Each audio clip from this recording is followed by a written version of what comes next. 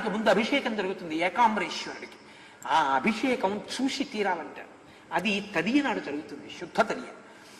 ఆ తదియ నాడు చైత్రమాసంలో చేస్తారు. చేసినప్పుడు మీరు ఇక్కడ ఆకాశంలో తదియనాటి చంద్రరేఖని చూస్తే కాంచీపురంలో అభిషేకం ఆనాడు జరుగుతున్నటువంటి ఏకాంబరేశ్వరుని యొక్క అనుగ్రహం కలుగుతుందని. ఎందుకంటే శివస్వరూపం చంద్రరేఖగా ఉంటుంది అని. కాంచీపురంలో మీకు ఎవరైనా బాగా తెలుసున్న వాళ్ళు ఉంటే ఆ అభిషేకం జరుగుతున్నప్పుడు ఫోన్ చేస్తారు, అయ్యా బయటికి వెళ్ళి చంద్రరేఖ చూడండి అని ఫోన్ చేస్తారు.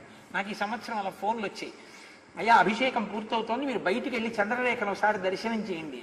నిజంగా మీరు ఈ మాట గమనించండి, ఆ రోజు చంద్రుడు చాలా గమ్మత్తుగా ఉంటాడు. కాంచీపురంలో చాలా వైభవం ఉందండి. కాంచీపురంలో శివలింగం అక్కడ ఉంటుంది. ఇక్కడ గోడకి పైన కన్నాలు ఉంటాయి, కొన్ని కన్నాలు.